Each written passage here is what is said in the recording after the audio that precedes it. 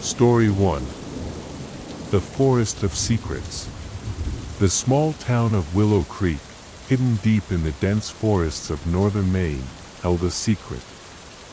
Locals whispered about the woods, known as the Whispering Forest, claiming there was something unusual about them. But no one took it seriously. At least, not until the day 14-year-old Lisa Morrison vanished. Lisa was known for her adventurous spirit. She often wandered the forest but always made it back home before dark. This time, she didn't. Her backpack was found near a trail leading deeper into the woods. Inside was her journal, and the last entry read, "I know they're here. I heard their voices." Lisa's disappearance shocked the entire town, especially her best friends, 13-year-old Ethan, 12-year-old Sophie, and 11-year-old Noah. They couldn't just sit and wait for the adults to find Lisa. They had to act. Their first clue was Lisa's journal. Among the pages, they found cryptic notes that seemed to mark locations in the forest. Ethan, a puzzle enthusiast, deciphered the code. It pointed to 3 spots on an old forest map: the tree with the eye, the marked stone, and the underground entrance. Determined, the kids gathered their flashlights, pocket knives, and a camera before heading into the woods. Their first stop, the tree with the eye. After an hour of searching, they found it, a massive oak with a carved symbol resembling an eye. Beneath it, they discovered a torn piece of striped fabric, Lisa's sweater. Then Sophie noticed something strange. The tree had tiny scratches, as if someone had tried to carve something else. When they looked closer, they saw the message. She wasn't the first. The second location was the marked stone, a large boulder with a symbol, a triangle with a circle inside. Surrounding it were signs of recent digging. The kids hesitated but decided to check. Under a thin layer of dirt, they unearthed a rusted metal box. Inside were photographs of children who had disappeared over the past 50 years. Lisa's picture was among them. On the back of one photo was a chilling message. They belonged to the forest. Panic set in. This wasn't just a disappearance. Something, or someone, was taking kids. The third location was the underground entrance. They found it near an old fallen tree, hidden beneath thick bushes. Pulling back the branches, they uncovered a narrow staircase leading down into darkness. Ethan suggested they go in. Sophie hesitated. Then, they heard voices. Faint whispers. Coming from below, with their hearts pounding, they descended. The stone tunnel was lined with strange symbols, the same ones from the tree and the stone. At the end of the tunnel, they entered a cavern. And there, tied to the wall, was Lisa. She was alive. Beside her stood a man in a mask. He turned slowly toward them and spoke. "You shouldn't have come here." The man removed his mask. The kids froze. It was Mr. Harper, their history teacher. The one who always seemed kind and warm. But now, his face was cold, his eyes burning with something dark. In his hand was a knife. His voice was calm, yet threatening. "You weren't supposed to see this," he said, stepping closer. Lisa was chosen. And now, so are you. Ethan, always the leader, stepped in front of Sophie and Lisa. His hands trembled, but he held his ground. "Chosen for what?" he asked, trying to stall. Mr. Harper's lips curled into a chilling smile. "To be sold. There are people who pay well for smart, healthy kids. And you, my dear students, are perfect candidates. Sophie's body went cold. She couldn't believe it. Their teacher, the man who helped them with homework and joked in class, was a monster. Lisa sobbed, but Harper didn't even glance at her. Then, something unexpected happened. Noah, the quiet, shy one, stepped forward. His face was pale, but his eyes burned with a strange determination. "I knew you'd do this," he said, looking at Mr. Harper. Silence. Ethan turned to Noah, eyes wide. "What?" Noah took a deep breath. "I helped him." Sophie's stomach dropped. "My family is in debt," Noah continued, voice barely above a whisper. "He promised us money if I helped find new kids." Betrayal hit like a punch to the gut. Ethan's fists clenched, his face burning with anger. "You traitor," he shouted, lunging at Noah. But Mr. Harper moved faster. He shoved Ethan aside, sending him crashing to the ground. Sophie rushed to untie Lisa's ropes. Noah stood frozen, paint etched on his face, but he didn't try to explain. "Enough," Mr. Harper snapped, raising his knife. "None of you are leaving." Then, the cave trembled. The walls cracked. Thick roots slithered through the stone. Rocks began to fall. The forest was waking up. Mr. Harper's face twisted in panic. "We need to get out. Now." Ethan seized the moment. He tackled Harper, knocking the knife from his grip. They wrestled on the ground, grunting and struggling.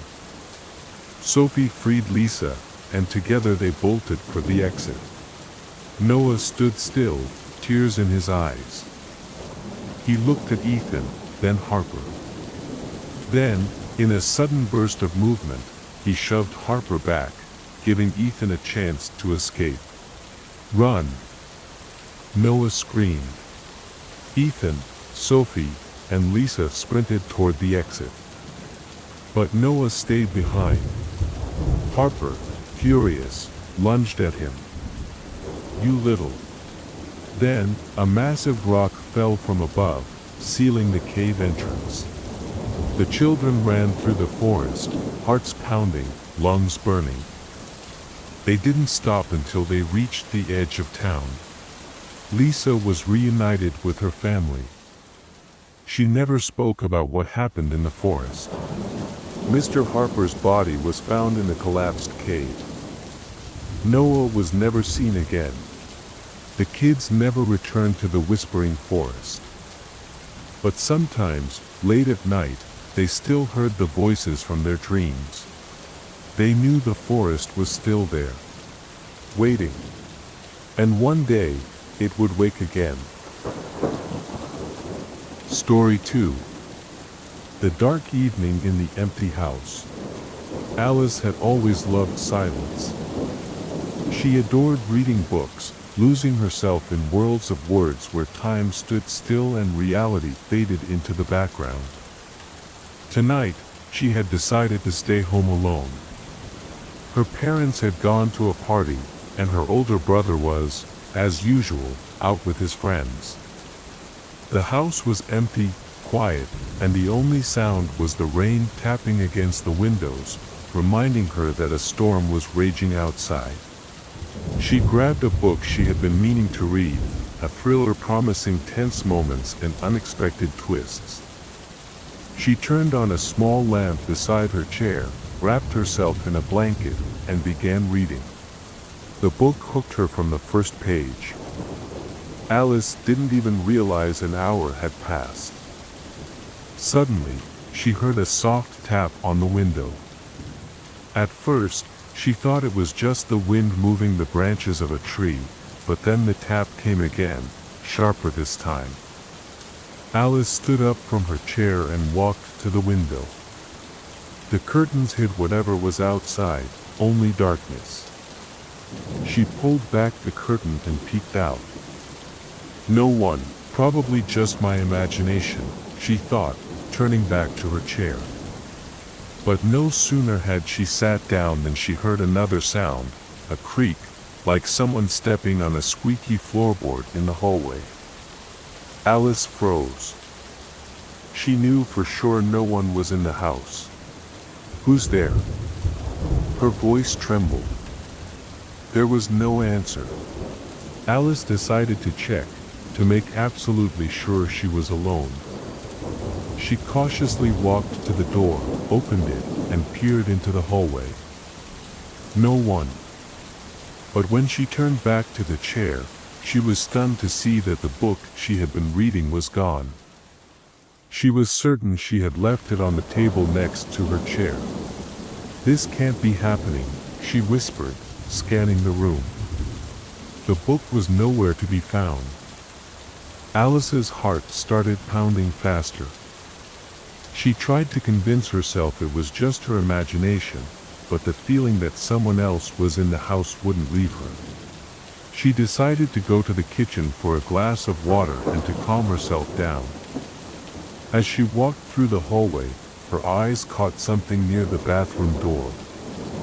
On the floor lay a small note. She picked it up and read, "You're not alone. He's here." A chill ran down her spine. She looked around, but saw no one. Who could have left this note? And who was he? She began checking every room, but there was no one. Suddenly, the lights went out. Alice was plunged into total darkness. She tried to stay calm, but her heart was racing, threatening to leap out of her chest. She knew where the candles were kept and began to search for them blindly. When she finally found one and lit it, she saw that something had changed in the room. On the wall where there had once been nothing hung a portrait of a stranger. The man was staring at her, and his gaze was so real, so intense, that Alice felt as if he were about to speak. Alice decided to call her parents, to tell them about what was happening. She grabbed her phone, but the screen was black. She tried to turn it on, but nothing worked. Then, unexpectedly, the phone rang. It was her parents. Alice answered it, relief flooding her chest. "Mom, something strange is happening," she began, but the voice on the other end interrupted her. "Alice, we're still at the party." "Are you okay?" her mother asked. "Yeah, but didn't you just call me?" Alice asked, confused. "No, we didn't call," her mother replied. Alice's blood ran cold. Then who had just called her from her parents' phone? Alice turned back into the living room, where the candle still burned. She looked again at the portrait on the wall. Something about it seemed familiar. She stepped closer and squinted.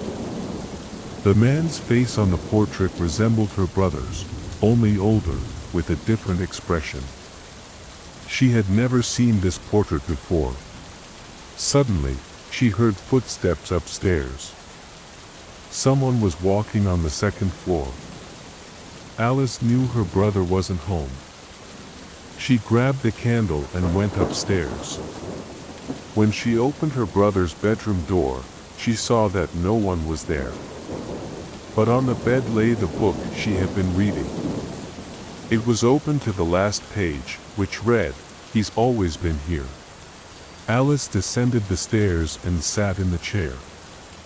She could feel her mind trying to piece everything together. The portrait, the missing book, the note, the call, it all started to make sense. She remembered how her brother used to joke about there being a ghost in the house.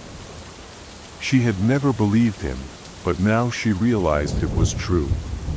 Suddenly, she heard someone sit in the chair across from her. She looked up and saw the same man from the portrait. He was staring at her, his eyes filled with sadness. "I didn't want to scare you," he said. "I just wanted you to know the truth." Alice couldn't say a word. She understood now. This man, this ghost, was her grandfather, who had died many years ago. He had always been in this house, but he had never shown himself. "Why now?" she whispered. "Because you're the only one who can hear me," he replied. Alice woke up in the chair. The candle had burned out, and the portrait was gone from the wall. But she knew it hadn't been a dream. She could still feel her grandfather's presence and now understood that she had never truly been alone in that house. This story stayed with her forever, a reminder that sometimes the most terrifying secrets aren't in books, but in real life. Story 3. Home Alone with a Book. 20-year-old Max always enjoyed spending time alone. His parents had gone away for the weekend to visit friends, leaving him in their big country house. The evening was quiet, with rain tapping on the windows and the wind rustling the tree branches outside. Max decided to spend the time reading a book his friend had recommended. It was a detective novel called Shadows of the Past. He wrapped himself in a blanket, sat in a chair by the fireplace, and started reading. The book was gripping. It told the story of a series of murders in a small town, and each chapter ended on a suspenseful note. Max got so immersed in the story that he lost track of time. But then, suddenly, he heard a noise. Something had fallen upstairs. Max froze for a moment. He knew the house was empty. His parents wouldn't be back for 2 more days. He put the book down and listened carefully. Again, he heard something, footsteps. He grabbed his phone to call his parents, but there was no signal. The storm must have damaged the lines. Max decided to go upstairs, holding a baseball bat in his hand. The footsteps seemed to be coming from his parents' bedroom. He opened the door and froze. A man wearing a mask was sitting on the bed. He held a knife and stared directly at Max. "You shouldn't have come in here," the man said, his voice calm but threatening. Max started backward, slamming the door shut. He heard the man laugh and then footsteps getting closer. Max ran to his room, locked the door, and wedged a chair against it. He tried calling the police, but his phone was dead. Suddenly, he noticed something on the floor, a note that hadn't been there before. It read, "You're next." A cold chill ran through Max. He remembered the book he had been reading. In it, the killer left notes for his victims. He opened the book randomly and saw that the next chapter was titled "The Final Step." His heart raced. He realized this wasn't just a coincidence. Max decided to hide in the basement. He ran to the stairs but suddenly remembered he'd left the book in his room. He went back, but the book was gone. Instead, there was a knife on the floor, similar to the one the man in the mask had been holding. Max heard footsteps outside the door. He grabbed the knife and ran to the basement. There, he found an old chest he had never opened before. Inside were photographs, pictures of him. On the back of each was a date, as if someone had been watching him. The last photo was taken today, while he was reading the book. Max stood frozen, holding the book. His mind raced, piecing things together. The book had been given to him by Jake, a friend he'd met a few months ago. Jake had always seemed a bit odd, but Max had never paid it much attention. They'd gone for coffee together, talked about books, and Jake often mentioned how important it was to unravel the mysteries of life. Now, those words took on a sinister meaning. Max tried calling Jake, but his phone was dead. Suddenly, he heard a voice from upstairs. "Max, are you there?" It was Jake's voice. Max felt a wave of relief, but then he remembered the photos in the chest. His heart raced. He didn't answer, holding his breath. The voice continued. "I know you're there. You read the book, didn't you? It's about you." Max felt panic rise in his chest. He realized the book wasn't just entertainment. It was the key to something much bigger. He flipped through the pages, searching for clues, and suddenly his eyes landed on one line. "Sometimes, the darkest secrets are hidden in those you know best." Max decided to get out of the basement. He remembered an old tunnel that led to the shed. His dad had told him it was built by his grandfather, but no one had used it. Max crawled through the narrow passage, feeling the walls press in on him. When he finally emerged outside, he saw his parents' car. It was empty, but the keys were still in the ignition. Max felt a sense of relief. Maybe he could escape. He got in the car and tried to start the engine, but then he heard a knock on the trunk. His heart stopped. He got out of the car and carefully opened the trunk.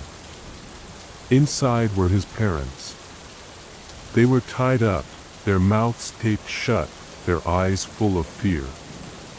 Max rushed to them, trying to free them, but then he heard a voice behind him. "You shouldn't have left." Max turned around. It was Jake. He was holding a gun and smiling, but the smile was cold and soulless. "Why are you doing this?" Max asked, his voice trembling. "Because you're next," Jake replied. "This is a game, Max. And you're part of it." Jake explained that it was all part of his game. He didn't belong to any group, wasn't involved with cults or criminals.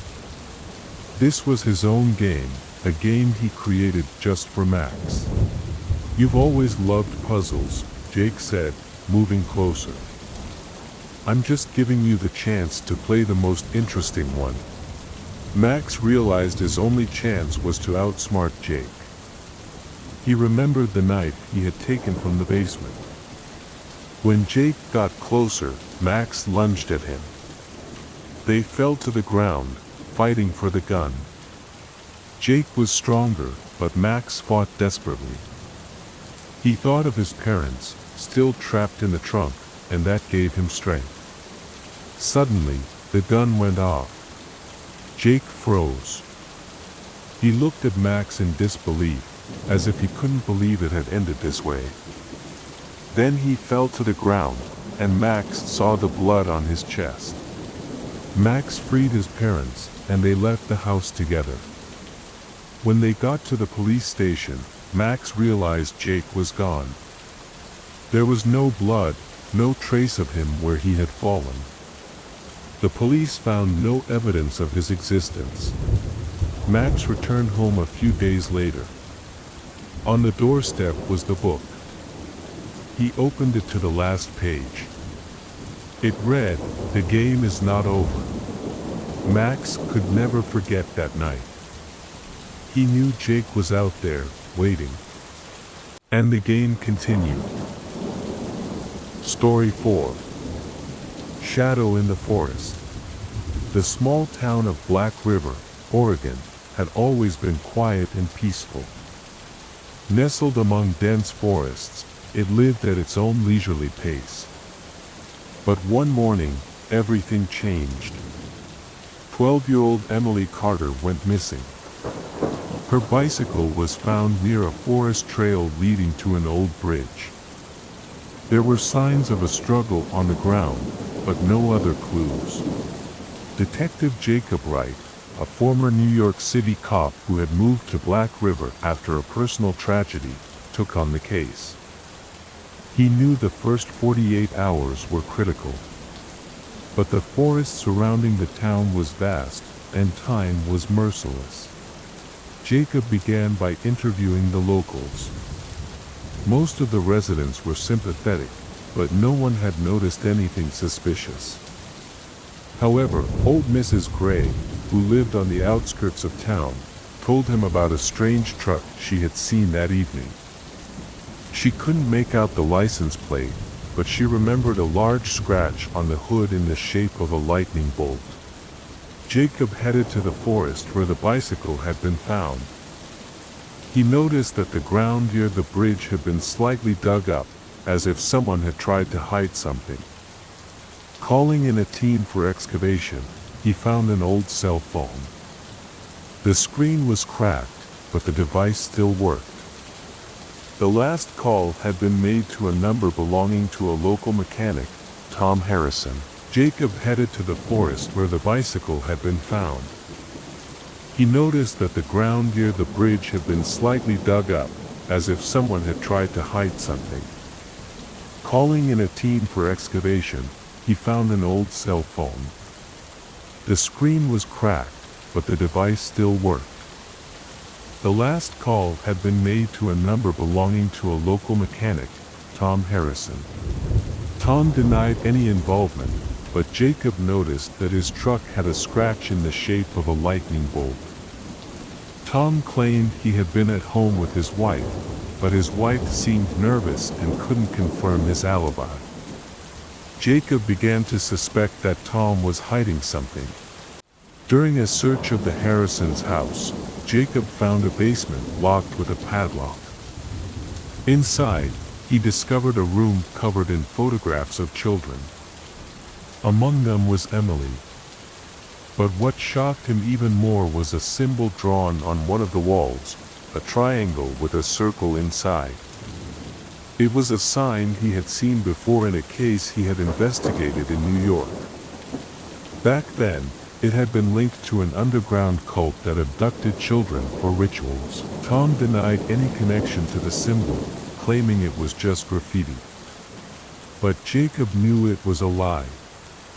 He dug deeper and found that Tom was connected to a group of people who regularly gathered in the forest. Among them was the town's mayor, Richard Baker. Jacob realized the case was much deeper than he had thought. He decided to go into the forest alone to find the cult's meeting place. After hours of searching, he stumbled upon an old shack hidden among the trees. Inside, he found Emily. She was alive but terrified. Next to her lay the body of a man who, as it turned out, was her uncle. He had tried to save her but had been killed. Jacob carefully took Emily by the hand, trying to calm her down. She was trembling, her eyes wide with fear. He knew they had to get out of there as quickly as possible. The shack where she had been held was gloomy and cold, with old, battered walls that smelled of dampness and decay. Strange objects lay on the floor, candles, knives, and what looked like ritual clothing. Jacob couldn't believe that such horrifying things could happen in a place like this. They stepped out of the shack, but the forest around them was dense and dark. Jacob felt every step echo in the silence. Emily clung tightly to his hand, her breathing uneven. He tried to orient himself, but the forest seemed endless.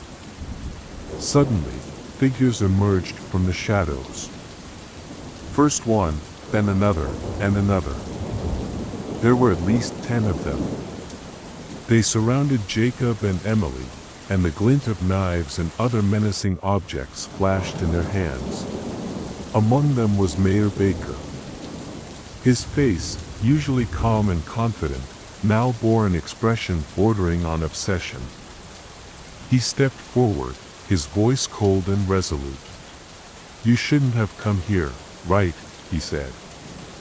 "This wasn't your business." We're doing this for the town, for its cleansing. Sometimes sacrifices are necessary. Jacob felt his heart sink.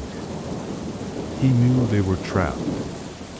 His gun was with him, but against so many people, it was almost useless. Emily pressed closer to him, and he could feel her fear transferring to him. He braced himself for the worst.